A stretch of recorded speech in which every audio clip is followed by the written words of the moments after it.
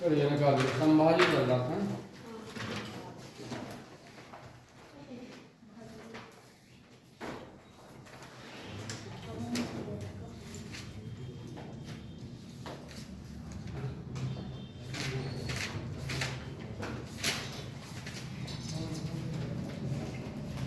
संभाजी आपका हो गया था, आज पढ़ना था आपको राजा राम। हेडन डालो और राजा राम। शिवाजी के बाद बैठे संभाजी और संभाजी के बाद बैठ चुके हैं राजा राम गद्दी पर। ठीक है, और राजा राम के बारे में अगर हम बात करें तो उनकी डेट डाल दो पुस्तक में 1689 से 1700 तक। 1689 से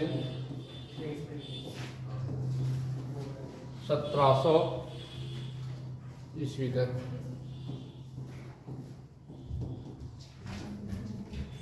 ठीक है,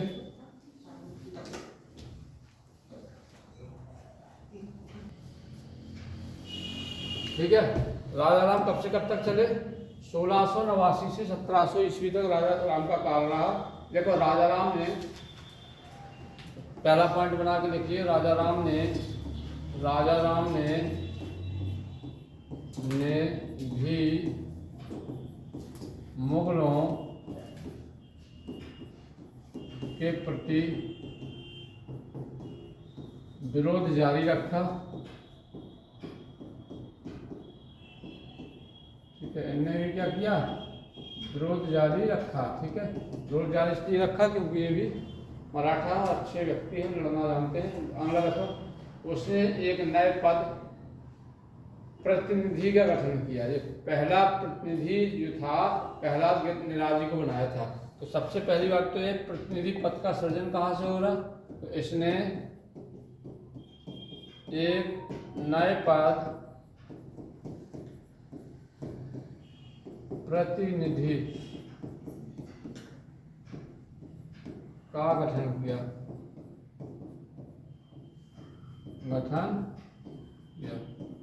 एक नए पद किसका किया? प्रतिनिधि का गठन किया। पहला प्रतिनिधि बनाया था प्रहलाद निराजी को। पहला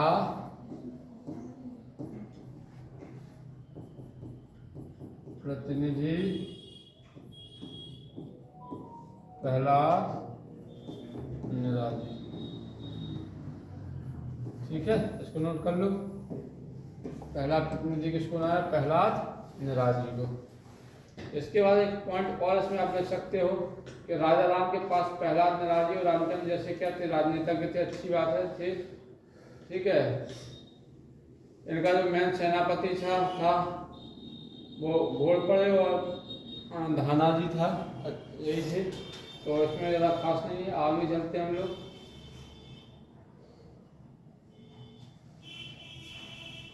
इसे सिंहासन पर ना बैठने वाला शासक भी कहा जाता है, क्योंकि ये मुगलों के डर से इधर उधर भागता रहा।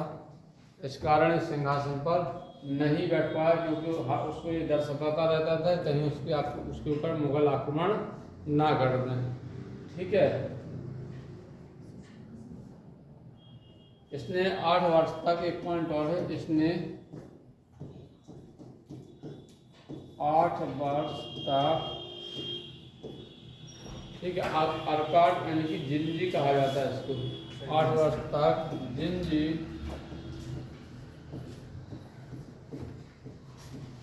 अर्काट जिंजी के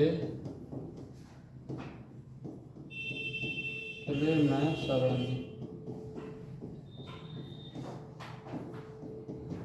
ठीक है, जिंजी के किले में शरण ली।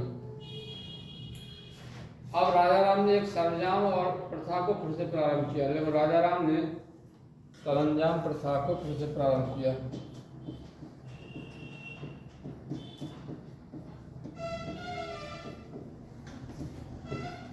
प्रथा को पुनः प्रारंभ किया।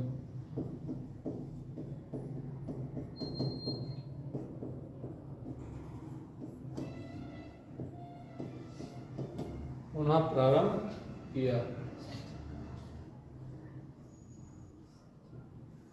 अरे पलायन उन्होंने कहाँ किया, उस पर हम लोग थोड़ा सा देख लेते हैं।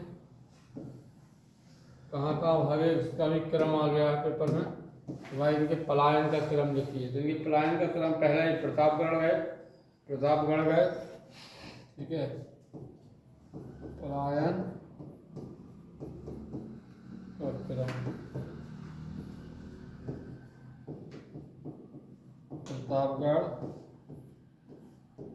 प्रतापगढ़ से भागेंगे तो ये पहुंचेंगे कहाँ, पन्हाला,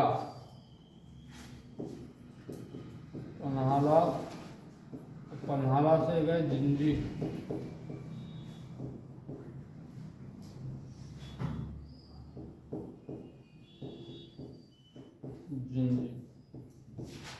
और जिंजी से आगे जहाँ जाना है उसका नाम है सतारा।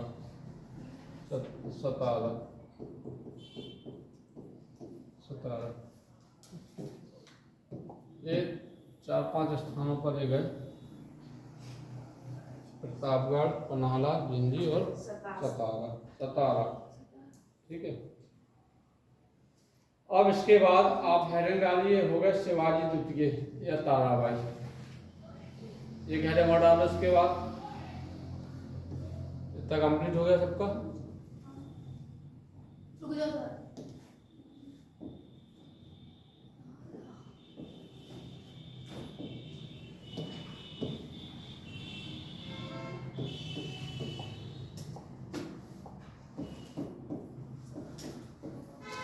शिवाजी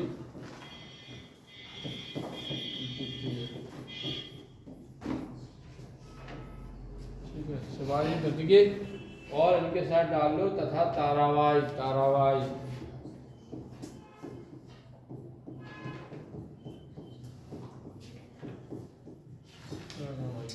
अगर अपन इनकी बात कर लेंगे तो इनका शासन जो रहा 1707 वर्ष के लिए बैठे लोग, केवल 7 साल के दौरान, कितने 7, यानी 1700 से 1707 ईस्वी तक रहेगा। ठीक, कुछ खास नहीं, लेकिन थोड़ा सा देखते हुए चलना पड़ेगा। अगर इनकी बात अपन कर लें तो राजा राम की जो पत्नी थी ताराबाई थी, राजाबाई की पत्नी का नाम क्या था, हाँ यह है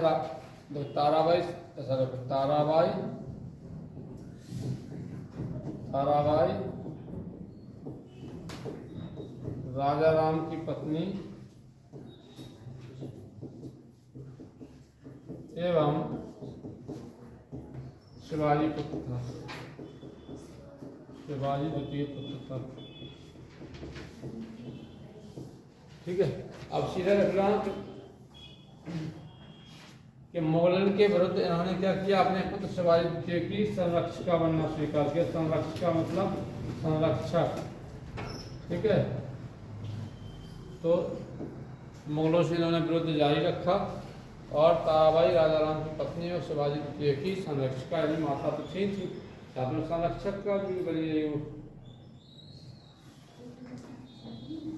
दक्षिण कर्नाटक में इन्होंने अच्छा प्रभाव जमा लिया था, वहाँ इनका प्रभाव बढ़ता जा रहा था। लेकिन क्या हुआ, मराठा मतलब इसको जो दौर है ना इस समय क्योंकि ठीक ठाक रहा, जो द्वितीय रहा, तो इसको अपन लोग क्या कहते हैं, मराठा स्वतंत्रता संग्राम के नाम से जाना जाता है। इसको लिख लो, इस समय को मराठा मराठा स्वतंत्रता संघर्ष के नाम से जाना जाता है। किसके संघर्ष,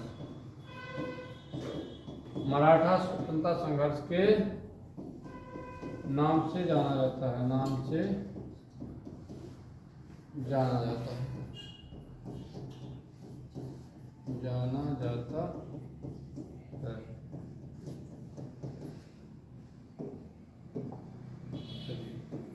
इसके बाद देखिए,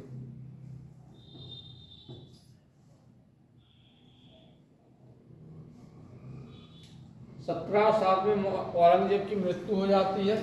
1707 में क्या होगा, औरंगजेब की मृत्यु। और इस औरंगजेब की मृत्यु के बाद मराठा फिर से क्या आ जाएंगे, अपनी वापसी मारेंगे, ठीक है। और यहाँ पर एक साहू जी आए गए, साहू जी आएंगे। और साहू को किसने पाला था? साहू को मुगल कारावास में पाला गया था। किसने पाला था? औरंगजेब की पुत्री ने। तो अभी इसके बाद ये हो गया आपका, शिवाजी चले गए यहाँ और शिवाजी रहेंगे, वहाँ औरंगजेब चले जाएंगे। 1707 में औरंगजेब की मृत्यु के बाद मुगल मराठा संबंध में क्या होगा? एक नए अध्याय की शुरुआत हुई। और यहाँ से, क्योंकि औरंगजेब किसी प्रकार को संधि या इस प्रकार से एक्सेप्ट नहीं कर रहा था, लेकिन इसके बाद जो स्थिति बनेगी वो एक अलग ही पहचान देगी यहाँ से। तो इसके आगे बढ़ाया जाए। चलिए, हेडिंग डाल दिया आप साहू। शाह 1707 से, ठीक है, 1707 से 1749 नंबर डन करिए। 1749। अब अगर हम साहू जी की बात कर रहे हैं यहाँ पर,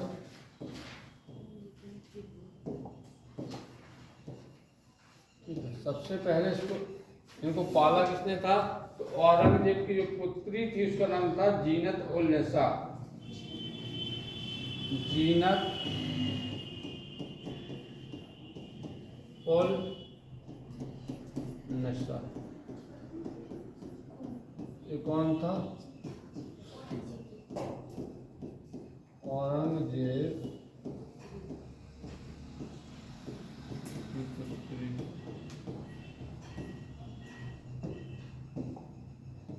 औरंगजेब की पुत्री थी, ठीक है।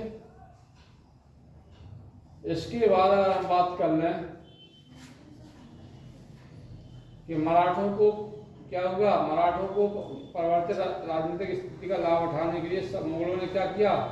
मतलब उन्होंने कहा कि ऐसा ना हो कि मराठी आक्रमण करना है, उतना मुगल इतना मजबूत स्थिति में था नहीं, तो उनने संबंधों को सुधारने के लिए साहू को कैद से क्या कर दिया? रिहा कर दिया।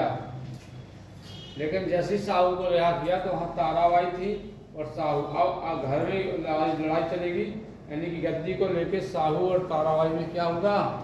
संघर्ष शुरू हो गया। संघर्ष किसमें होगा? साहू और ताराबाई में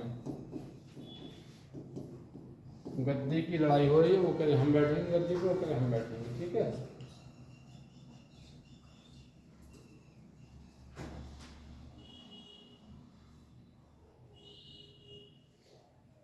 अब एक क्वेश्चन बनता है, आप बहुत डिटेल में जाओगे, साहू को रिहा किसने किया था? ठीक है, तो याद रखना, साहू को रिहा करने वाले व्यक्ति का नाम था आजम शाह, राजकुमार आजम शाह। साहू को रिहा किसने किया था जेल से? साहू जो थे आपके साहू जी को रिहा कौन कर रहा है? रिहा राजकुमार आजम शाह।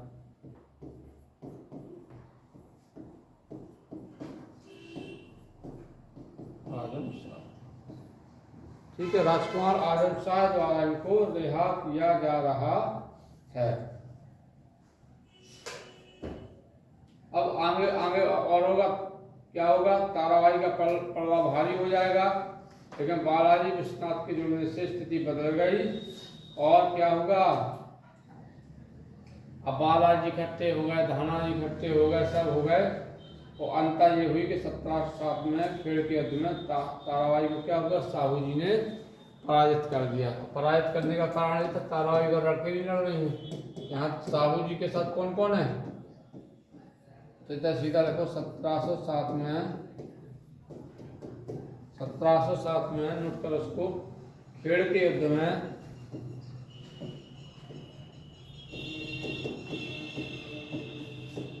खेड़ के युद्ध में ताराबाई को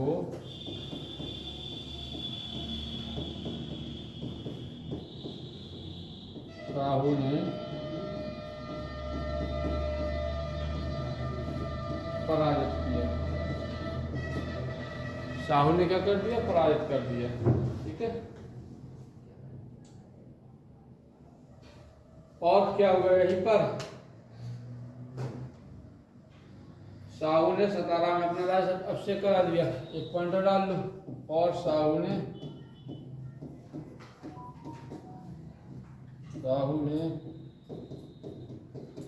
17 में अपना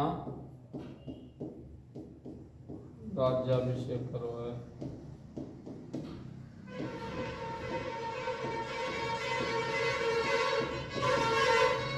राज्याभिषेक करवाया, ठीक है। तो ये याद रखना। अब यहाँ से मराठा शक्ति का विस्तार होगा और 3 पेशवा बनेंगे, 3 पेशवा बनेंगे। इसके बाद फिर आपका नेक्स्ट आपका फिर आधुनिक भारत की शुरुआत होगी, ठीक है। 3 पेशवा कौन कौन से बन रहे हैं उनको अपन जल्दी से इसको पढ़ लेते हैं। यहाँ से क्या होगा, मराठा शक्ति का विस्तार हुआ, मराठा शक्ति का विस्तार हुआ। हाँ ऐसे देखो, देखो उसको हम शॉर्ट में आपको बता दे रहे हैं। मराठा शक्ति का विस्तार कितने भागों में होगा, 3 भागों में होगा, ठीक है। पहला जो मराठी हो पेशवा बालाजी विश्वनाथ होंगे। पहले जो बनेंगे यहाँ पर कौन होंगे, पेशवा बालाजी विश्वनाथ। दूसरे जो होंगे, दूसरे नंबर की अगर हम बात करें, दूसरा बनेगा बाजीराव प्रथम। कौन बनेगा, बाजीराव प्रथम। तीसरा जो व्यक्ति आपका बैठने वाला है गद्दी पे, उनका नाम, उनका क्या रहेगा, बालाजी बाजीराव, बालाजी बाजीराव,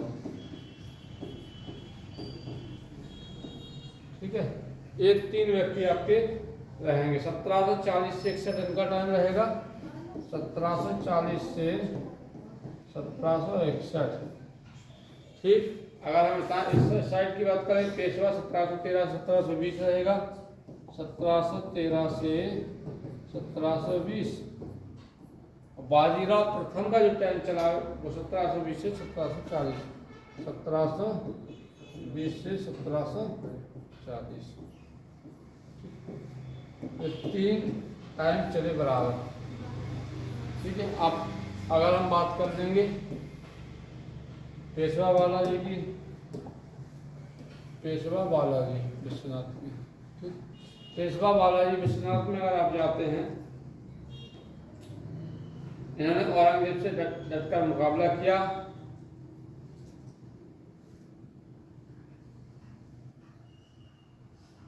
लेकिन एक चीज और रहा, इनने रसद पूर्ति में औरंगजेब की मदद करी थी, इसलिए कभी भी औरंगजेब ने इनके ऊपर कार्रवाई नहीं करी, ठीक है। ऐसा तो हाँ, पेशवा बालाजी विश्वनाथ के ऊपर।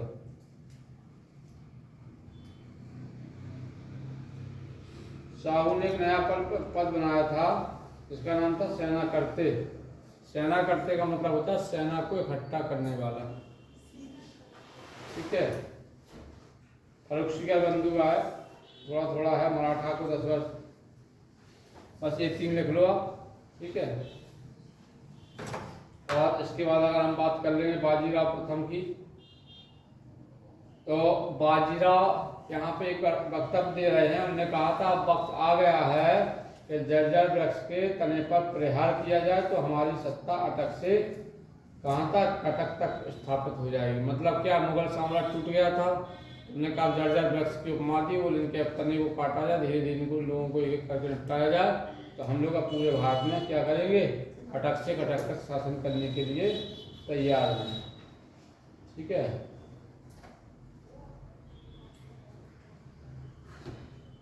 एक इनने युद्ध लड़ा था 1724 में, शकूर खेड़ा, देख लो, इनने एक युद्ध लड़ा था 1724 में, शकूर खेड़ा। ये विजयी हुए थे, हराया किसको था उसका नाम कर लो, ठीक है। जीते तो शिवाजी ही थे, हराया किसको था, इसमें शिकस्त किसको दी थी, व्यक्ति का नाम डाल लो, उसका नाम है निजाम, नहीं सीधा रख लो, मुबारज खान, मुबारज खान, मुबारज खान, मुबारज, ठीक है। तो सकूर खेड़ा के युद्ध में शिवाजी ने मुबारक खां को हराया था। किसको हराया था? मुबारक खां को हराया था। इसके बाद अगर और आगे जाओ तो निजाम संघर्ष हुआ, चौथ वाला रहा सरदेशमुखी रहा, ठीक है। फिर बालाजी आए, पानीपत का यही 1761 में, फिर आगे चल के युद्ध होगा, पानीपत का तृतीय युद्ध होगा। उसके बाद हम लोग अब कल से शुरुआत जो करने वाले हैं उसका नाम क्या है? आधुनिक भारत। आधुनिक भारत की शुरुआत कल से करेंगे, ठीक है।